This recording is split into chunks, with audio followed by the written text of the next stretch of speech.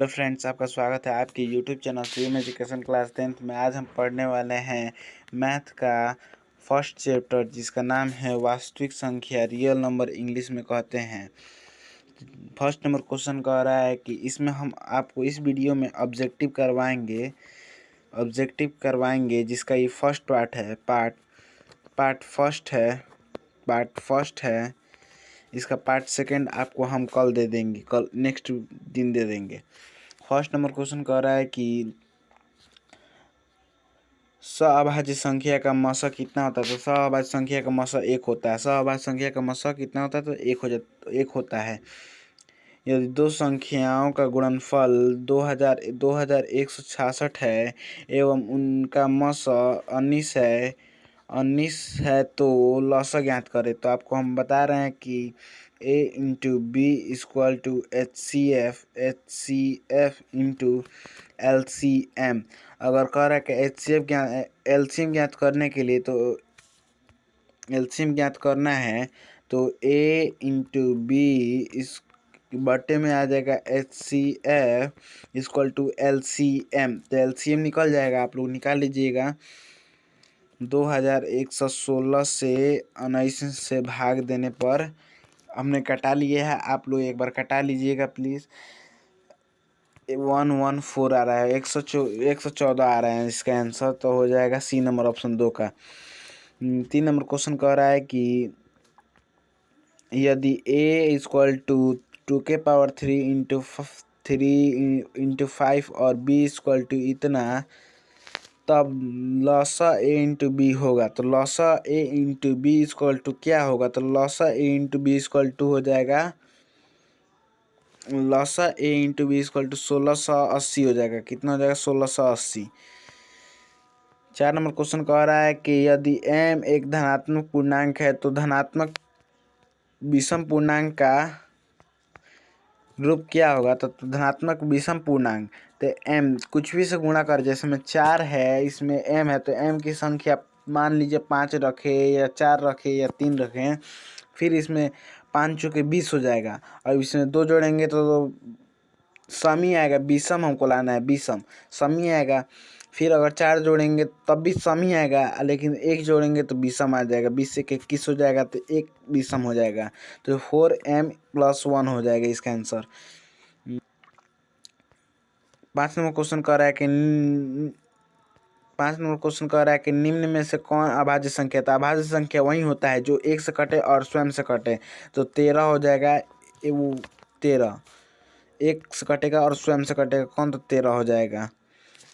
6 number question कह रहा है कि यदि निम्न में से कौन सा अपरिमेय संख्या? तो अपरिमेय संख्या वही होता है जो रूट से बाहर नहीं निकलता। तो रूट से बाहर 17 नहीं निकलेगा।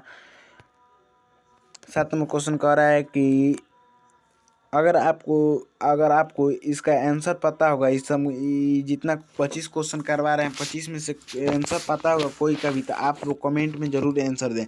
ये सब बोर्ड एग्जाम में पूछा हुआ क्वेश्चन है। चलिए 7 में क्वेश्चन कर रहा है कि 144 का अभाज्य गुणनखंड 2 का घात कितना होगा? तो 144 का 2 से तोड़ेंगे तो हो जाएगा 7 2, फिर 2 से तोड़ेंगे तो हो जाएगा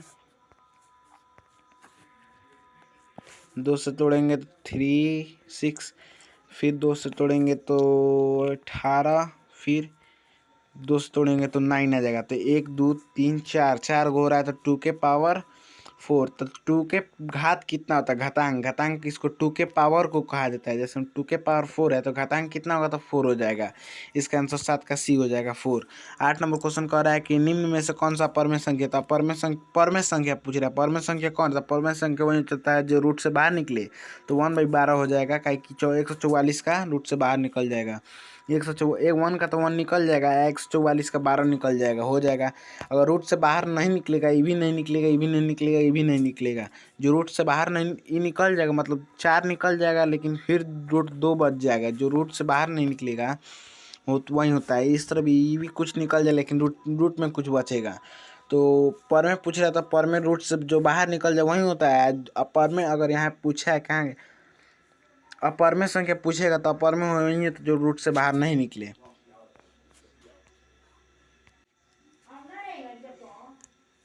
9 नंबर क्वेश्चन कह रहा है कि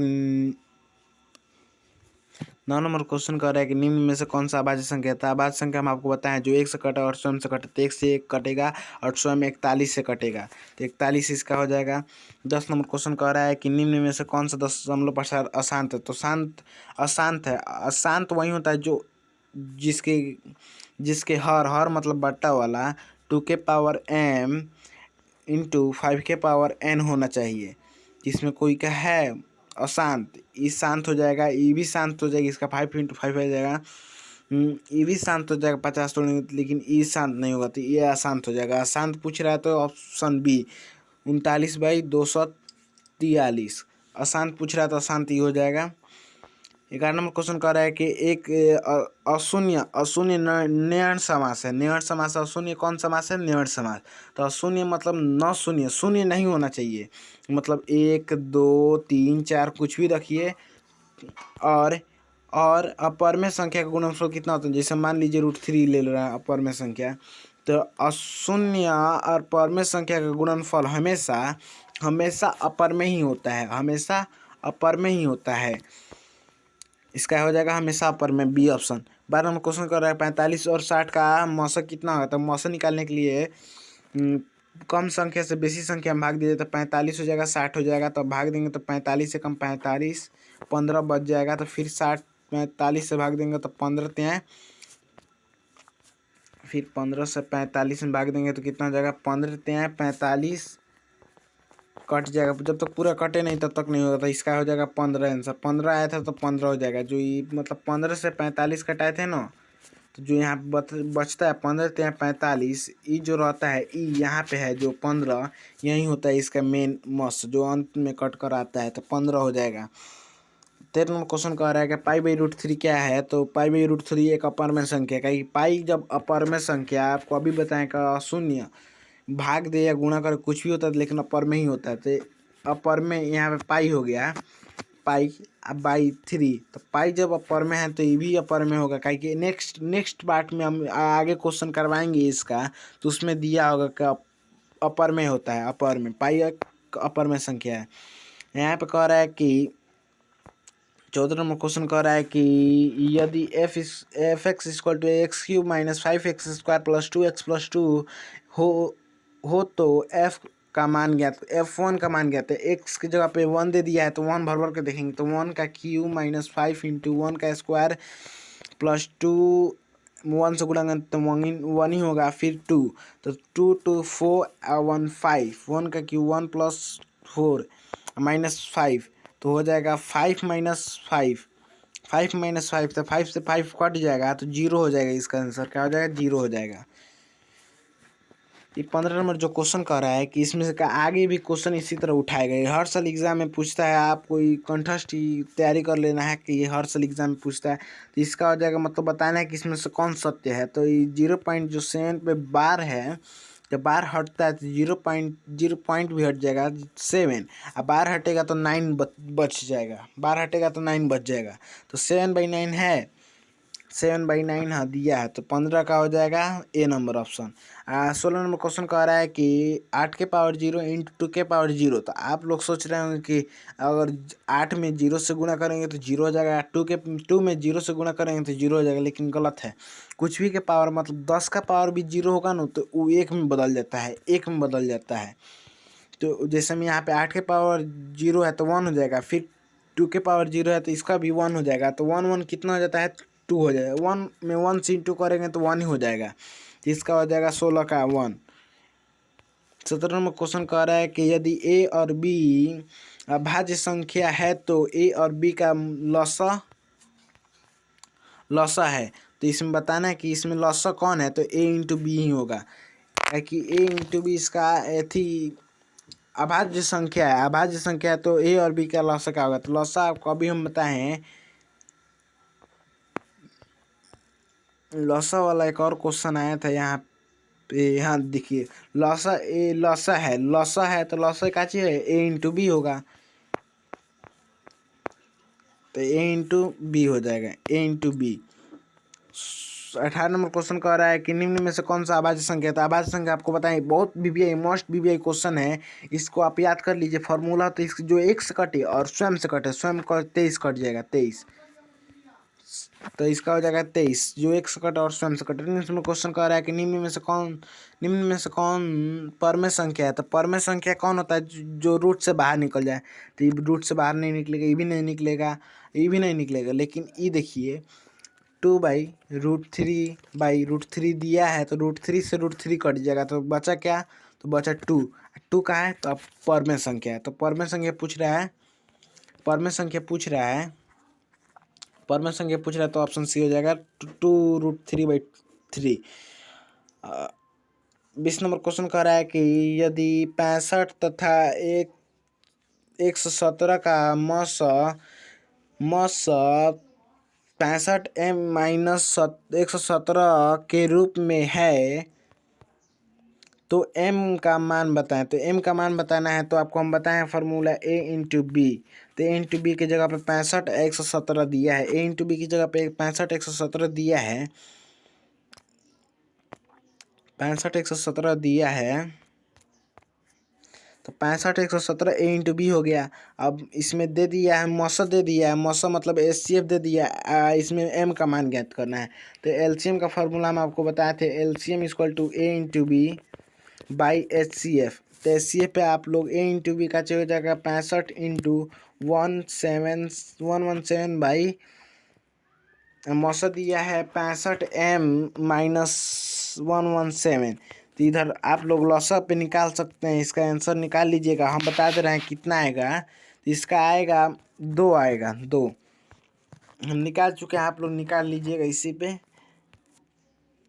21 नंबर क्वेश्चन कर रहा है 2, 10 और 20 के लॉसा और मौसा का अनुपात होगा। तो ये लॉसा और मौसा का अनुपात इसका होगा, तो पहले लॉसा कर रहा तो 10:1 होगा, इसका 10:1 होगा।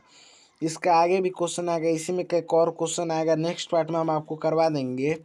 22 नंबर क्वेश्चन कह रहा है कि सबसे छोटी भाज्य संख्या और छोटी अभाज्य संख्या का मौसा कितना होता है। तो मौसा आपको बताना है कितना होता है, तो इसका होता है 2 होगा, 2। 23 नंबर क्वेश्चन कह रहा है कि दो लगातार संख्याओं का मौसा कितना होता है। 2 लगातार संख्याओं का मौसा 1 होता है। जैसे 1 1 2, तो 2 का जो कम संख्या में से बड़ी संख्या, तो 1 इंटू 2 तो हो जाएगा, 2 बार में कटेगा तो 2 ही बच जाएगा, यहाँ पे कट जाएगा तो 1 आ जाएगा। फिर 2 और 3 में कर रहे हैं, तो 2 एकम 2, यहाँ पे बच गया 1। फिर 1 में 2 से भाग देंगे तो 2 एकम 2, तो यहाँ पे बच रहा है 1। तो कितना भी कीजिएगा तो 1 ही आएगा, इसका आंसर 1 ही आएगा। फिर 24 नंबर क्वेश्चन कह रहा है कि 5005 के कितने अभाज्य गुणनखंड है। तो 5005 के अभाज्य गुणनखंड जो होगा, जैसे 5005 का अभाज्य गुणनखंड करने के लिए आपको बता दे रहे हैं,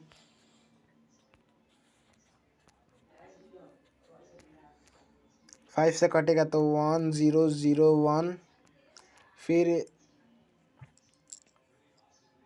1199, 11 से कट जाएगा तो 11 फिर 11 एकम 11, 7 से कट जाएगा 1391, फिर 13 से कट जाएगा तो 1 बच जाएगा।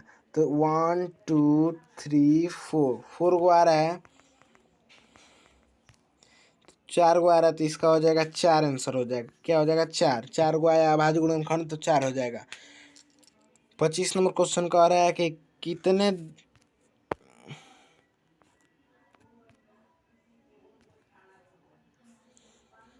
2 अंकों की संख्या 3 से विभाजित होगी। तो इसमें आपको बताना है कि ये एपी का सवाल है, ये एपी का वाला सवाल इसमें पूछ दिया है, तो इसमें बताना है कितनी होगी। तो 3 अंकों वाली संख्या, तो इसमें हो जाएगा, आपको एपी वाले में ये सब क्वेश्चन डाउट वाला है, करवा देंगे। इसमें आप लोग डायरेक्ट आंसर देख लीजिए, इसका 30 होगा, हम निकाले हैं, आप लोग देख लीजिएगा। अगर आपको वीडियो पसंद आए तो लाइक करें, सब्सक्राइब करें और अपने दोस्तों में शेयर करें ज़रूर। Thanks for watching my video. अगर कुछ गलती हो गई होगी तो माफ़ करना दोस्तों।